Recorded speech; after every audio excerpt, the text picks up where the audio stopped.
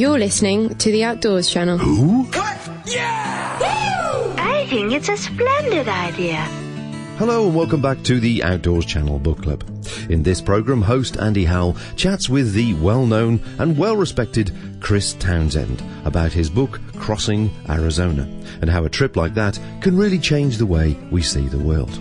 But first, something a little bit different music-wise. I like to start the show with something that's in tune, in keeping with the subject matter. In this case, the artist is Lunar Drive, and it's a blend of Native American music mixed with some UK and US dance influences, aptly called Here at Black Mesa, Arizona. And of course, all the music is available on the Podsafe Music Network. Here, I'm saying it to you from here at Black Mesa, Arizona. We believe in beauty ourselves, but here we're suffering.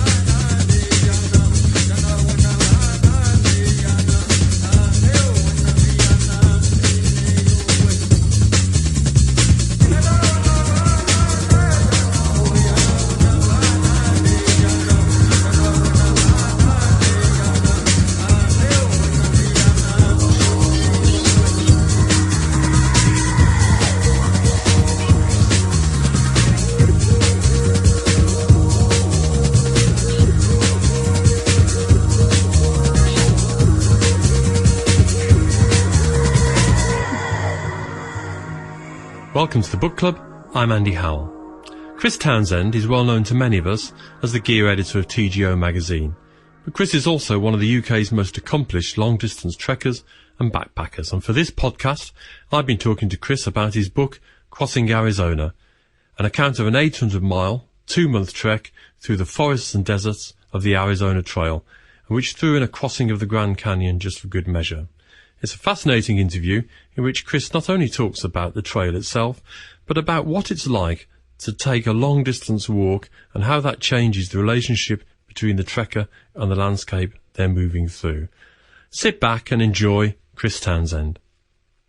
Chris, I know that you feel that Crossing Arizona is your best book to date, but it's not particularly well known over here, is it?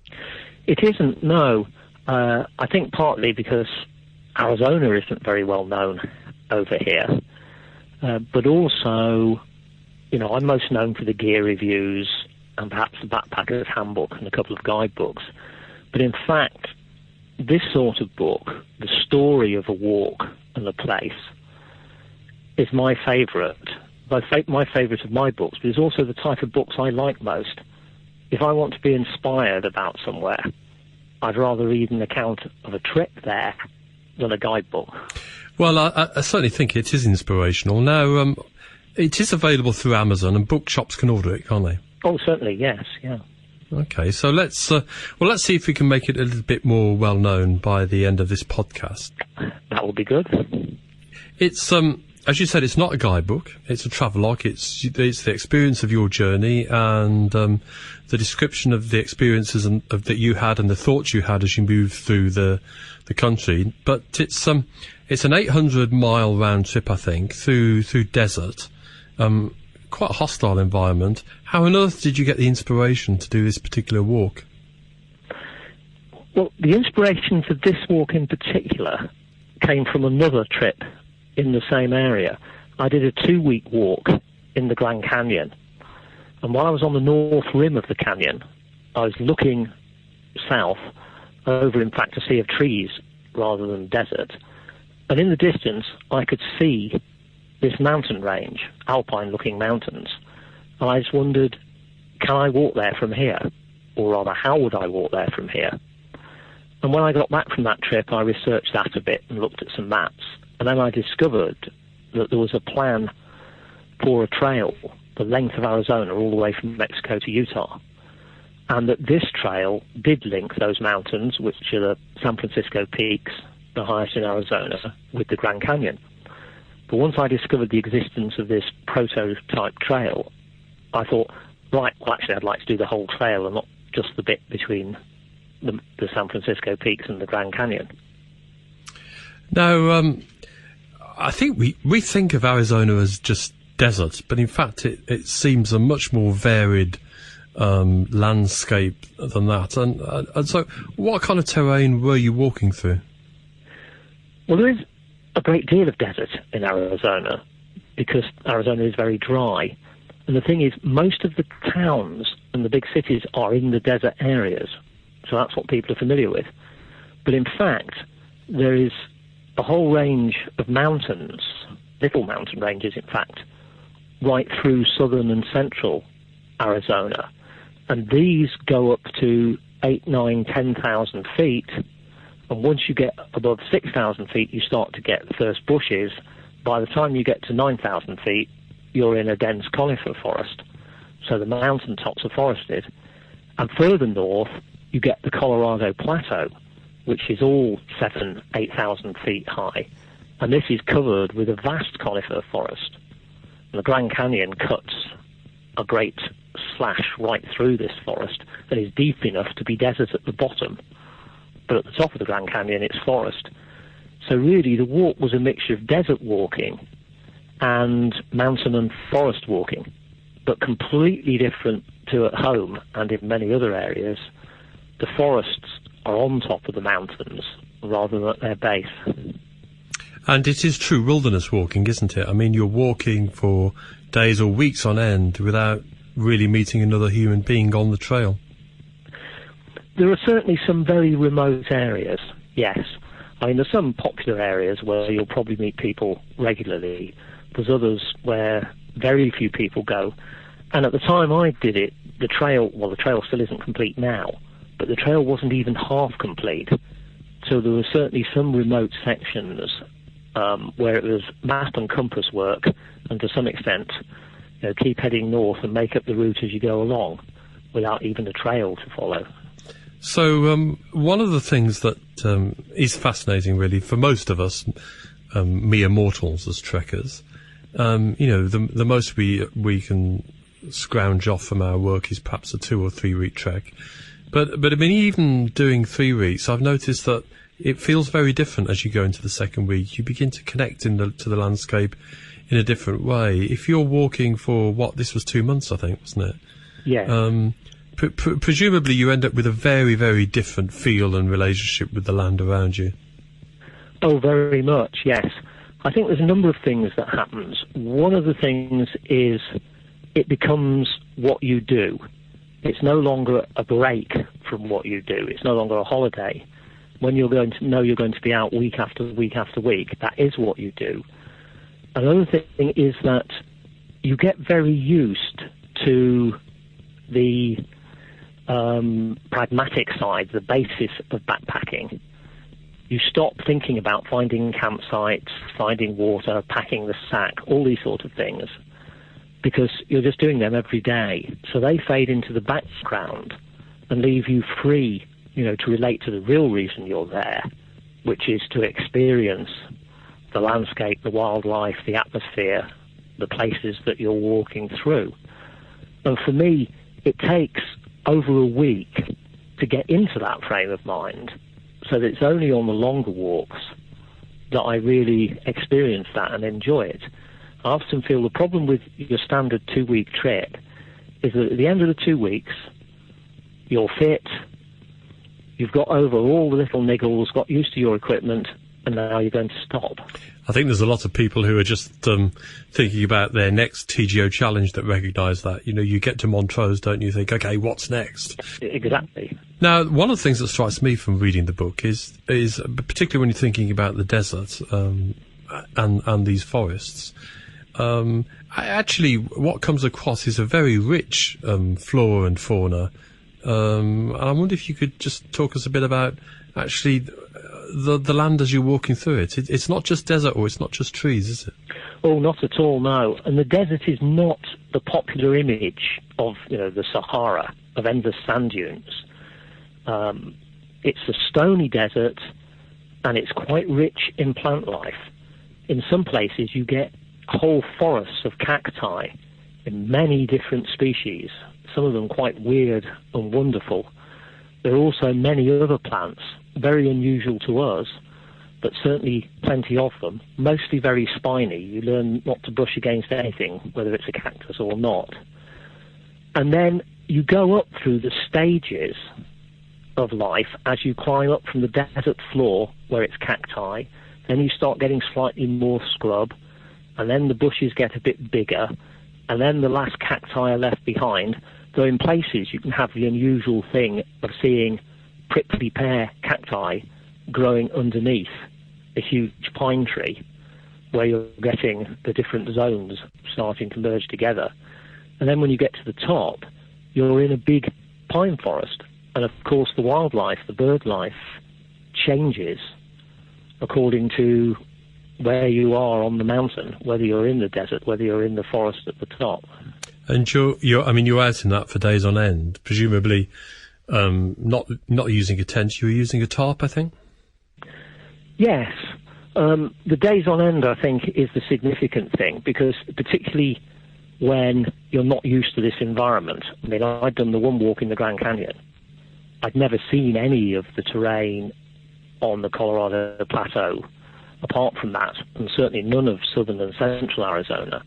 So it takes quite a few days simply to get used to and come to terms with where you are, and for it to feel familiar enough that you can start noticing the details. You can start noticing plants that you're seeing every day, and they register. Wildlife that you're seeing every day begins to register. So in that case, so does the stuff that's more unusual as well. And this is bear country, isn't it? The forested areas are, yes, not the desert areas. In fact, one of the forested areas, the Four Peaks Wilderness, is reckoned to have possibly the densest population of black bear in the whole of the USA. However, unlike really popular areas like Yosemite, the bears are not a problem. I mean, I didn't even see a bear on the whole trip, where every time I've been to Yosemite, I've seen bears. So you don't have to take all the precautions that you do in Yosemite. You don't have to carry, a plastic barrel to keep your food in. You don't have to hang your food at night. In terms of the camping, I treated the food much as I would at home, which is to say that I cooked where I slept. I kept the food with me overnight. I think that's good, because whenever I look at the American trails, it's I get very excited, and the bit about bears tends to make you think twice again. But although you didn't encounter bears, you did have some quite inspirational wildlife encounters, I think. Well, there was one in particular, yes, and this was on what up to this point had been the worst day of the trip, and the only time that I almost ran out of water, which in these areas would be very serious, when I've been climbing up this very steep mountain ridge towards the forest at the top, knowing I got a long way to go to the next water, but not expecting any difficulties en route. However, a huge forest fire, quite a few years previously, had destroyed all the lower forest and been followed by flash floods, because there was no vegetation to hold the water, which had carved out all these huge ravines on the hillside that I had to climb into and climb out of, which were all loose gravel, really hard work. So this slowed me down. And then when I got above this, into the upper alpine forest, all these spiny bushes had grown up. And I had to fight my way through these, so I was getting scratched and torn, I was thirsty, I was running out of water. And so it was the only time on the walk when I was thinking, why am I doing this? And also, it's probably a good job that I was on my own, because I'd probably been cursing anybody I was with. And I came out onto this forested ridge, and as I did so, this magnificent bald eagle floated across the sky in front of me and settled on this pine branch. And seeing it just took me out of myself completely. I forgot about all the moaning and complaints and was just awestruck by this magnificent bird. There is nothing quite like those close encounters with wildlife that you get in the wilderness mountain ranges, is there? But I was struck by the book, and also by talking to you about this the other day, that the kind of quest for water really drives the route planning, doesn't it? I mean, you've really got to go from water source to water source. Oh, very much, yes. The most succinct advice I got from an experienced desert hiker before the walk, and probably the best advice I got from anybody, was simply think water. And you have to think water all the time, because water sources can be 20, 25, 30 miles apart. Most of them are seasonal, which means after it rains, rather than you can predict the time of year. So you can never guarantee with most of them that there will be water there. So you always need to carry enough water to get you to the source after that, or get you out if there's no water. And this applies in the mountain areas as well as the desert areas, because in the high mountain areas, most of the water is snow that falls in the winter and then melts away. There are very few streams, let alone lakes. I mean, most of the water sources I used were tiny springs or cattle ponds. And are these well marked on maps, or is it a bit of a hit and miss thing finding them? Well, again, some of them are well marked on the maps. One of them, which I'd already been told by other people that nobody could ever find it, and I went and looked for it, and I couldn't find it either. So in this case, I think the map is definitely wrong. I mean, some of them, yes, some of them you're on a trail, and there'll actually be a sign pointing you off the trail down to a spring. But not all of them are on the maps. And again, as I say, you may reach some of them and find there's no water there at all. But in this respect, I was very lucky in that Arizona had just had one of the driest winters on record, virtually no snow and no rain for about 4 months. And the advice I was getting from people in Arizona was, you cannot hike the trail as it is at the moment without going and putting out water caches in advance, because everything has dried up. But as I arrived in Arizona, there was a huge storm, torrential rain as the plane landed, and torrential rain for the whole of the next day. And that was just enough to top up most of the sources. So, when you were saying that you have to carry a great deal of water with you, often for 24 hours or more, and presumably a margin for safety as well, I mean, just how much weight, how much volume of water are you carrying? Well, I was often carrying 3 gallons. Which in litres is how much? Well, what? 4 litres, I think, is a gallon. Yeah. It's an awful It is a lot. lot. If you think of that in terms of platypuses or nalogines, it's a lot. Yeah. I mean, to try and keep the weight down, I took a lot of water bladders rather than hard water bottles, because at least that cut the weight of the containers. I mean, anybody that's carried a significant amount of water knows how heavy that is. So you must have had a reasonably solid pack, one that carried quite a bit of weight, I guess. Yes, I debated about that. I mean, I wanted to go as lightweight as possible, as always, but I also had to be realistic that I was going to be carrying, 3 gallons, possibly more of water at times, and sometimes a week's food as well. So that even if all my gear was very, very light, those would make a heavy load. So I decided the one lightweight item I didn't take was a lightweight pack. I took a full spec, big 80-litre pack, but one which I knew would be comfortable with, 25 kilos, 50 pounds, whatever in it. Now, you utilised an interesting method of moving kit about in front of you, which was a kind of variation on the post-restaurant theme, something you called a bounce box, I think. Oh, yes. Yeah, that worked very well. And I think on long trails in the States, it's now a fairly common method. One of the things with a long walk is there's always bits of gear that you'll need for part of the walk. Then you might not need it for a few weeks, but you will need it again. What do you do with it when you don't need it? If you carry it, you're just carrying extra weight. There's also the fact that if you've reduced your gear to a minimum, when you get into a town, your clothes may need to go to the laundromat, but what are you going to wear while they do? So what I did was I bought a large cardboard box when I got to Arizona. And that cardboard box went the whole length of the route from post office to post office. And it contained a set of town clothes that I could wear while my trail clothes were being cleaned. It contained maps and any other info I needed for upcoming sections of the trail. It contained all sorts of odds and ends, a bottle of shampoo, a towel, all the things that I didn't want to carry but would need occasionally. And also any bits of equipment that I didn't need but thought I might need later, I could just stick in the box.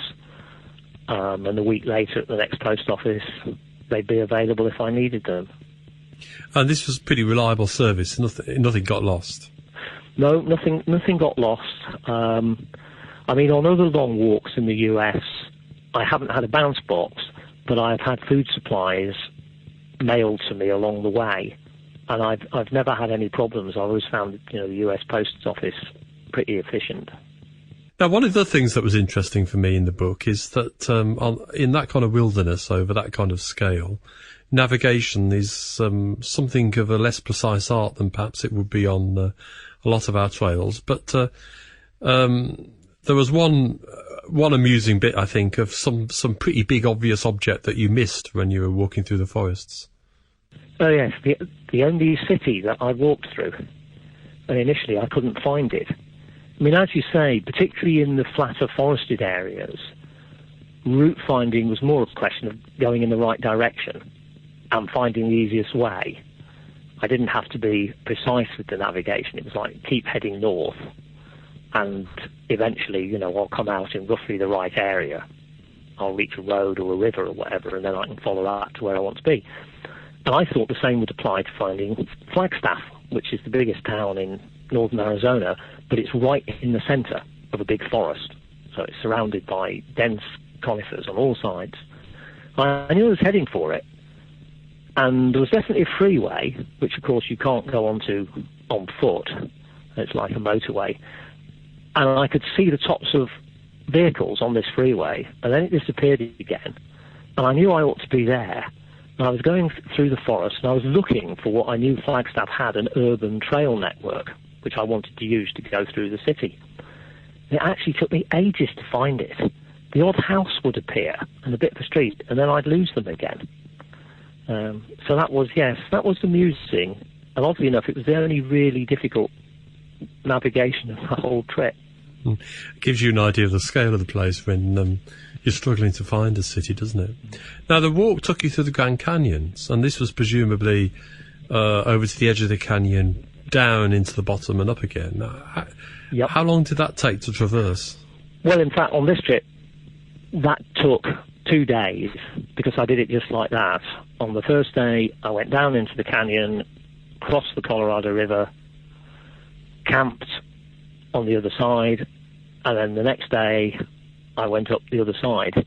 I'd like to have spent much longer in the Grand Canyon, but the Grand Canyon runs east-west, and my walk was going south-north. Even so, the Grand Canyon section was the high point of the walk. The overnight camp there was the most spectacular, most enjoyable camp of the whole trip. So it was still a wonderful place to be, even if I was only there for 2 days. It is the most dramatic landscape, isn't it? And the scale of it is something that is difficult to appreciate just by looking at photographs and TV footage.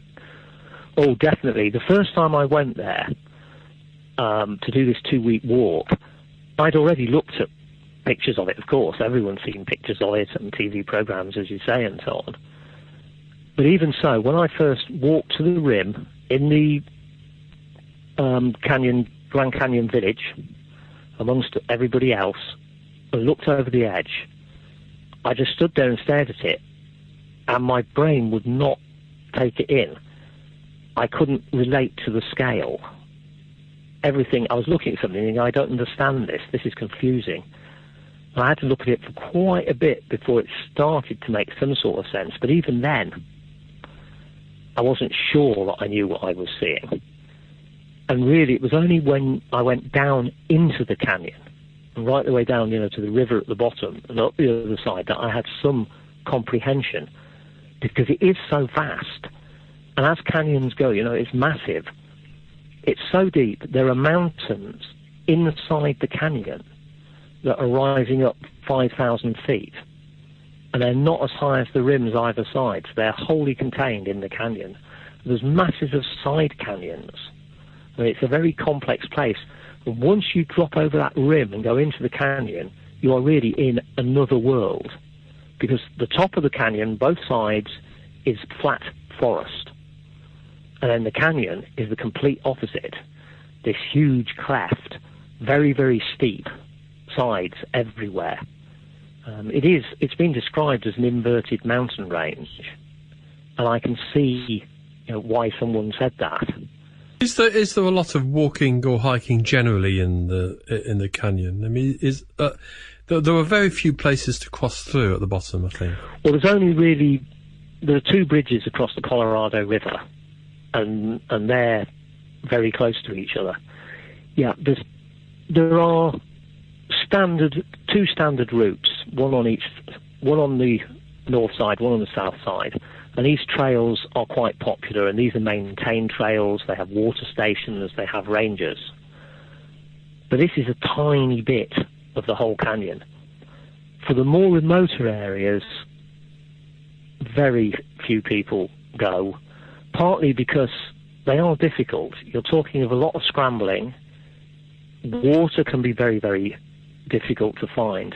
I mean, the 2-week walk I did in the canyon, I didn't meet anybody most of the time until I came out on what are called the corridor routes, these popular routes, where there's suddenly masses of people everywhere. And then you cross them, and the people disappear again. And, I mean, how often were you resupplying, Chris? How many days' food were you carrying? On average, it was about 5. It varied. There's an awful lot of little settlements along the way. Although, as you said, Arizona has a lot of real wilderness. You're not talking about the sort of wilderness you get in somewhere like Alaska. It's not that vast. So mostly every 5 days to a week, I was coming out of the wilderness down to a road, a little village or hamlet. No, I'm interested about the process of writing the book, really, because there's a lot in the book which are your thoughts and reflections, really, about the area, the place, and the way the area's been developed. Now, I mean, when you set out to do the trek, I mean, were you very clear that you were going to write a book? And did the trek come first, or was the trek the purpose for the book? And how did you go about putting it together? I didn't know that I was going to write a book. I mean, on any long trip, the thought is always there that maybe I will, and maybe someone will be interested in publishing it and then reading it. But on all my walks for decades now, I always keep a fairly detailed journal in which I write down everything that occurs to me, whether it seems inspirational or completely boring and mundane. It doesn't matter. I thought, no, just write it down and then it's there for the future. So if you like, the basis of the book was already there. And in the journal, I've always put down any thoughts I've had, as you say, issues that I want to think about that the walk has made me consider, ideas that come up, not just a strictly, A to B account of this is what I did today, this is where I went. And when I said earlier that these are the sort of books that I really like, I also like in them all the different tangents on which authors go, all the different ideas, all the things they discuss. I think a book that simply described the routine of each day and where you walked, could get dull fairly quickly. Yes, and I mean, those people who know your Munros and Tops book, which is probably much better known, I mean, Crossing Arizona is it's a much richer experience reading that, I think, in the most positive light. So how long does it take when you come back and you sit down to write the book, I mean, how long physically did it take you to produce the words? That's actually very difficult to answer. I think the actual time spent, actually putting the words down, putting them on the screen with the computer, isn't that long. I mean, a book like this, you're probably talking about, in total, a couple of weeks. But the much more important time is thinking what you want to put down. And sometimes, well, I'm sure other writers have this, it can appear that you're not working because you're sitting there staring at the screen and just looking at it for half an hour and not writing a word. But certainly what I'm doing that time is thinking, what do I want to say next? How do I want to say it? Does it fit here? And sometimes I'll think, I want to say that, but this isn't the place for it. So I'll make a note of it on a piece of paper to say, don't forget this, but it comes in later. When you add all of that up, you're talking about months of work. And it also happens when I'm writing a book like this, I can be doing something completely different. So I might be out on the hills here, and I'll start thinking about a bit of it and thinking, it would be better if I did it like that. So I'll be writing it in my head, and then when I get home, I'll sit down and make some notes and think I want to remember that. Yes, I mean, I wonder often whether people appreciate just how much agony authors go through. I've written 2 books, nothing to do with hiking or backpacking, but it's probably the most dreadful thing I've ever done in my life, and both times I've said I will never do that again. So you have my total respect for doing that. Now, I think I'd get into a lot of trouble if I didn't ask you a little bit more about the gear you were carrying. We know that you were carrying an 80 litre pack because you had to carry all that water, and you were using a tarp. But I mean, what else was in the Chris Townsend rucksack? Well, as I said, as little as possible. Desert nights, surprisingly, can be very cold, so you do need a good sleeping bag. But I still had a light down bag that was rated to -5, and reckoning, well, if it's colder than that, I'll wear clothes in it. And I did have a down vest with me, again, for cold nights and mornings. Because the other thing is, that far south, you don't get a long dusk. The sun goes down, it's dark. And that's early in the year. The walk was done in March and April. You've got roughly 12 hours of darkness, so you're not going to be lying in your sleeping bag asleep the whole time it's dark and the whole time it's cold. So I did want warm clothing, for sitting round in camp, so I didn't have to be done up in the sleeping bag all the time. So I took a down vest. Down, of course, works perfectly in places like Arizona because it's so dry. And I had a light fleece jacket for when it was not quite that cold. I took what I thought were ultralight, pack-light waterproofs with me. They were complete overkill. I really didn't need anything as heavy as a 400-gram waterproof. But I think this was more my, British and Scottish experience, which is that I feel very nervous if I don't have adequate waterproofs with me. And what about footwear? Well, footwear, I used a very light pair of bracer boots, the Superlights. This was at the time when they made Superlights without a waterproof breathable membrane lining, which sadly they don't now. But certainly in the heat of the desert, you would not want any sort of waterproof breathable membrane. And I took boots rather than shoes on the advice of people there who said, well, the main thing is you're going through a lot of sharp, thorny scrub, and you want to protect your ankles. But weight wasn't needed, and these at the time were the lightest boots available. But I also took some Teva sandals, because on a long walk like this, I always like to have some sort of backup footwear. So if there's a problem with footwear, you've got something else. And in fact, in the hottest desert sections, I wore the Teva sandals, and as long as I stepped carefully, I found them okay. The boots were of more use in the mountains, particularly high up, when it was colder, when there were bits of snow on the ground.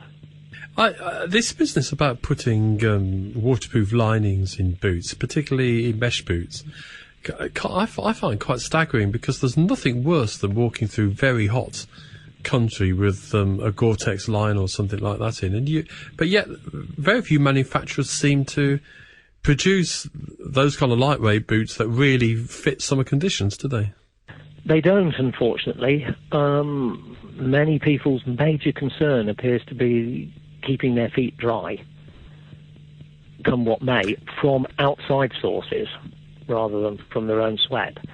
I mean, I find between, October through to May, I can wear boots like that in Britain and my feet won't get, too hot and sweaty. Though I'd rather not have them.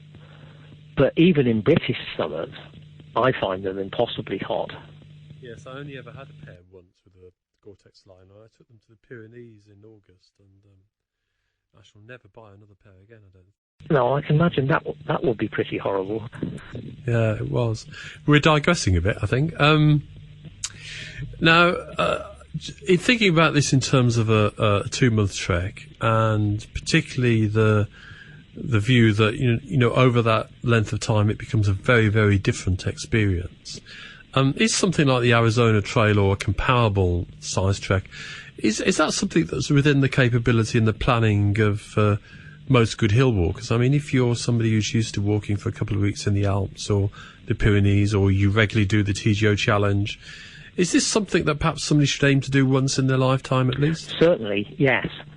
I mean, there are easier trails than the Arizona Trail. I'd say with the Arizona Trail that people who've planned their own challenge route will probably cope okay in terms of the navigation and so on. If you're used to the very good trails of the Alps or the Pyrenees, most of Arizona is going to come as a bit of a shock. Because, as I say, the Arizona Trail mostly doesn't exist as a trail on the ground. And where it does, it can be very faint. There's virtually no signposts. So you do need to know what you're doing, especially as you've also got the water question, because it's desert. But there are other routes, the Colorado Trail. A classic one that's popular is the John Muir Trail, which is 3 weeks. That's a bit shorter. But there are many others, and of course you can put together your own from trails that exist. I mean, Arizona, you've certainly got to want to experience a very different environment to go there from Britain. The Alps, the Pyrenees, the TGO Challenge, none of these prepare you for the type of weather, terrain that you're going to get in Arizona. But to build up for it, I mean, for example, if you went to do the John Muir Trail or a section of the PCT, that would give you a feel, would it, for that different kind of terrain? Well, the southern section of the PCT would, because that is desert or semi-desert. The John Muir Trail, no. The John Muir Trail is very similar, in fact, I'd say, to walking in the Pyrenees. You know, it's a well-made trail through forests and over high passes in spectacular mountains, but not particularly alpine in that there aren't huge glaciers and snowfields and so on. I mean, the John Muir Trail, I think, is superb. I definitely recommend it to anybody. And it would certainly give you an experience of what backpacking in the USA is like. But I wouldn't say that it was actually good preparation for the Arizona Trail. But we'd encourage people to look at thinking about planning a longer hike in that sense. It seems to be certainly something that's well worth us looking at, and probably something that's well within the capabilities of many of us. Now, I'm kind of intrigued as to where the next big trek will be, really, because this was 2000, wasn't it? It was 2000, yeah. Is there a next trek, a next book? I hope so. I mean, since then I have done one slightly shorter trek, which in fact was in the High Sierra, and took in bits of the John Muir Trail, which was a 500-mile circular trek from Yosemite Valley and back round to Yosemite Valley. The idea of that was to visit various places that you don't see on the John Muir Trail or on the Pacific Crest Trail, and which I'd never been to. What that inspired me to do was to go back and do an off-trail, higher level trek, perhaps taking in some of the easier summits and going up some of the valleys and across some of the passes where you don't have a trail. And I'm hoping to do that next summer. But I haven't done much planning yet, so it'll probably be, again, around 500 miles long, but I don't know that. And, I mean, how much planning will you need to do that trek? I mean, how many months will it take to plan? Well, the only detailed planning will be to know where I can get food, which in the Sierra I mostly do know. I mean, with this one, I would like to leave it fairly loose, because apart from anything else, if I'm going to go and explore, I may go up a valley and decide that halfway up the slopes on the other side that this is getting a bit hairy and it looks too steep ahead, and I'm actually going to retreat and go round another way instead. So I want to have that, that element of the surprise. which to some extent the Arizona Trail had in places as well. So if I've got a time scale, and I think, well, if I set off from here with a week's food, this is where I want to be in a week's time, but then not have a very structured route for in between those points.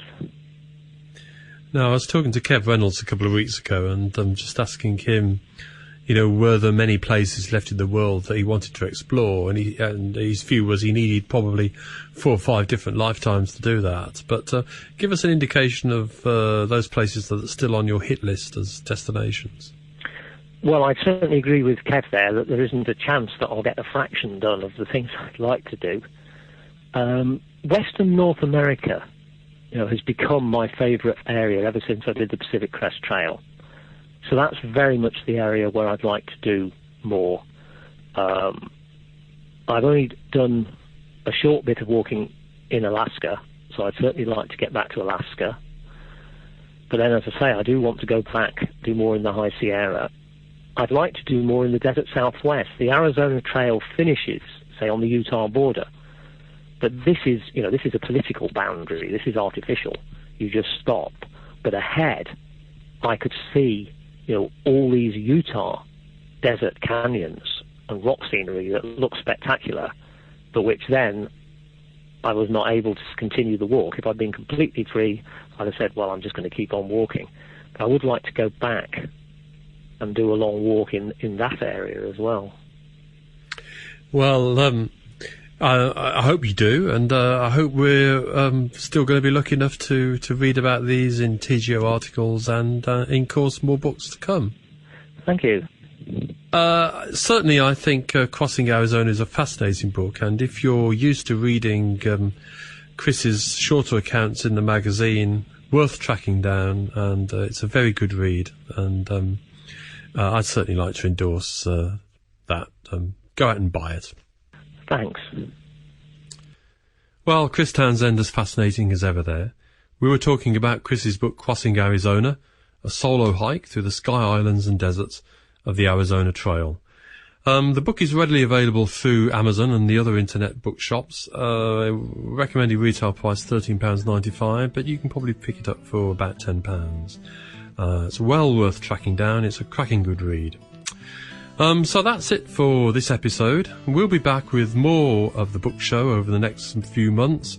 We'll be interviewing authors, we'll be looking at guidebooks and other items from travel literature that we think we'd like to share with you. As ever, thanks to Chris again, and also to Bob Cartwright and Rose, without whom this series of podcasts wouldn't be possible. I'm Andy Howell, and until next time, take care and happy hiking. My thanks go to book club host Andy Howell for compiling the show, and his guest Chris Townsend for taking the time to paint some pictures behind the writing of such an interesting book. I have to say that a trip like that would be my idea of heaven. Until next time, everyone, happy travelling. This podcast is produced and hosted by The Outdoors Channel. Find out how easy it is to subscribe to all our podcasts by visiting theoutdoorschannel.co.uk. Ciao, baby.